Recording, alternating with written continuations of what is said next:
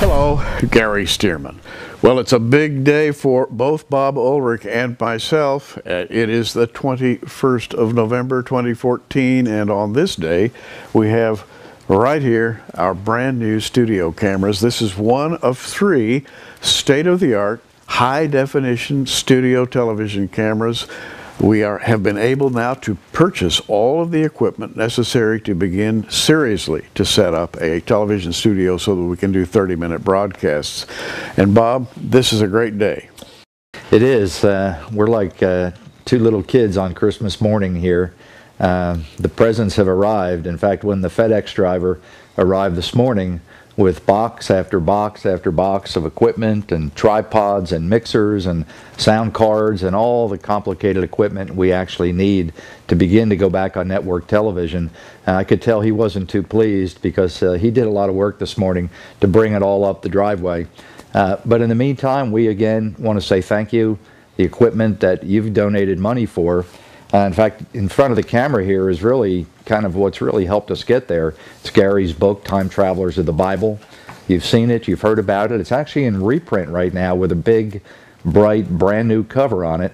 You can see that up on our Facebook page, the new cover design. But our offer continues for a donation of any amount. We're going to send you this book in about 6 weeks, Time Travelers of the Bible.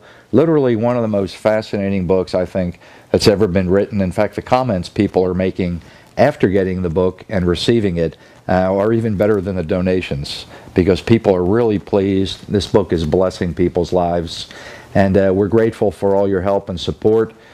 We're on the road back. You're going to see us back on television very soon. Well, Bob, the book is about the gospel. Of course, that's my favorite subject. We teach Bible prophecy, but at the very center of what we teach is the gospel of the Lord Jesus Christ. And that's what Time Travelers of the Bible is all about. Amen. Amen. Let's move to another subject. We get letters all the time. I wish we could answer every last one of them. We have one here from Ralph, and Ralph was watching very carefully on our last update, Bob, and you were reading from a book, and you used a term. Let me just read Ralph's question.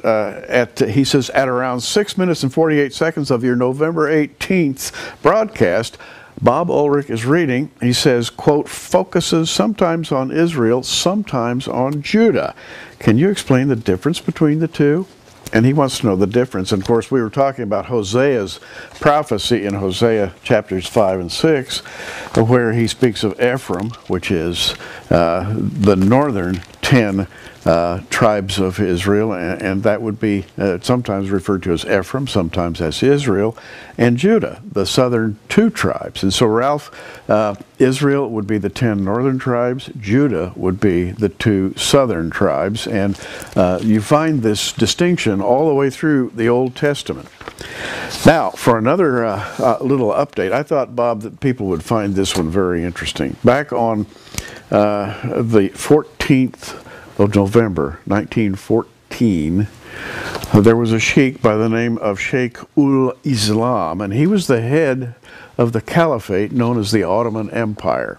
This is right in the middle of World War I, which began in July of 1914 and went until November of 1918. Well, right in the middle of World War I, this sheikh stood up and called for a holy war for all Islamic tribes to rise up against the tribes of Western Christianity.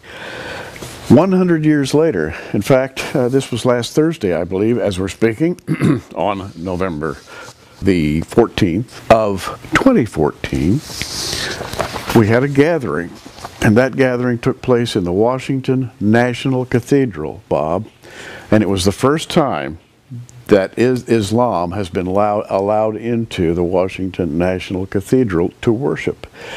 That was exactly 100 years to the day. To the day.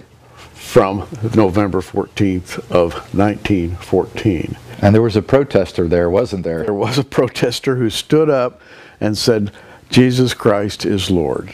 And she was run out, by the way, you know, given the boot, as we say, and shown the street for having proclaimed what I believe to be true. Jesus Christ is Lord, and the Washington National Cathedral should be devoted to the gospel of the Lord Jesus Christ. But unfortunately, sadly, Islam entered 100 years to the day after the sheikh's fatwa that all Islam should rise up.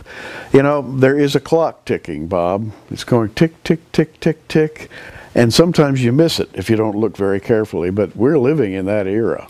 Well, I find it kind of ironic that the Jewish people in the land of Israel, the nation, celebrates these feast days, these appointed days, as the Bible calls them, on certain days. They pay close attention to God's calendar. And obviously, Islam's paying attention to a calendar as well. They are. To have that ceremony 100 years to the very day, 100 years later, is not accidental. It's not accidental at all. Things are happening according to a schedule, and we believe we are in the latter hours of that schedule, which is why we are so eager to get back to broadcasting using these cameras to set up a studio and to bring you 30-minute broadcasts devoted to in-depth Bible study with guest experts from everywhere. We're going to bring in people who really know what they're talking about, and we're going to really dig deep into Bible prophecy. I'm holding a book here, Exploring Bible Prophecy. Bob and I talked about this book on our last get-together. It's authored by Tim LaHaye and Ed Hindson. Dr. Ed Hindson, great pre-trib, pre-mill Bible researcher. Tim LaHaye, of course, everybody knows Tim LaHaye. Left Behind, the movie series, the books, the wonderful narratives concerning the rapture of the church. But this book, Exploring Bible Prophecy, Bob, is really a wonderful book from the perspective of the new student of the Bible, because it goes from Genesis to Revelation in very simple terms, and it discusses each important Bible prophecy step by step by step. And if you want to go to, say, Isaiah and find a particular prophecy, you can thumb through and there it is, and you can see what Tim and Ed said about that portion of Isaiah. Or maybe you want to go to Revelation, you can go back here. I have a marker open, Bob, to 1 Thessalonians, and it's called The Call to the Coming Kingdom. And we have here, I believe if I count correctly, 27 references to rapture passages and about 18 references to second coming passages. Now, ordinarily, you'd have to look long and hard to find all these references, but they're just laid out. And that's what I love about this book. It's just really easy to use. Well, it's one of those books that's kind of fallen through the cracks. For some reason, it hasn't really got a lot of play in the world of prophecy. But you just look at the title, Exploring Bible Prophecy, very generic, from the Tim LaHaye Prophecy Library. From Genesis to Revelation, clarifying the meaning of every prophetic passage. When I first saw that, I just thought to myself, there's not another resource out there like this, written from a premillennial perspective. So I started to dig into the book. And of course, as you guys who love eschatology and the study know, you know the passages I went to try to find out what they were saying about certain things. I ran to Genesis 6, I ran to Ezekiel 38, I ran to 2 Thessalonians to try to see what they had to say about the timing of the rapture, the timing of the appearance of the Antichrist, which is a huge debate out there in the prophetic community right now. There's a group that is espousing a pre-wrath doctrine. They're using this verse in Thessalonians, I don't think without a complete understanding of the Greek language, to present a certain perspective on the timing of when the Antichrist appears, when the rapture appears, almost in a way to kind of discount the pre-tribulation rapture. So this was a passage I ran to right away. Just the commentary on the book of Revelation is over 50 pages long. It's almost 600 pages in all. So when you get Exploring Bible Prophecy, trust me, this is a book that every student of eschatology should have in their library, because we all have questions. We don't have all the answers. We're trying to find them. We have Gary Stearman, we're the prophecy watchers. And when you tune in here regularly, I love what you said a little while ago about the guests we're going to have. Yeah. Yesterday we shot a television program with Tom Horn on Skywatch Television. And some of the things Tom Horn brought out during this program were truly astonishing. Things going on with transhumanism, things going on in a world that most people simply don't understand and are unaware of. Yeah. I wish we had more time.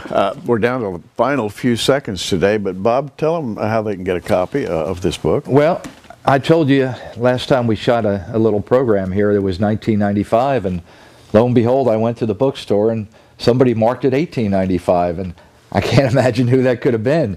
I think it might have been me. So guess what? You got a sale. So when you go to our online bookstore, prophecywatchers.com, you're going to be able to get almost a 600-page book by the experts at a discount for $18.95 today.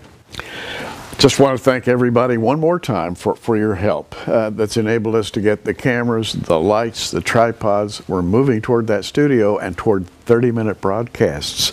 So keep watching.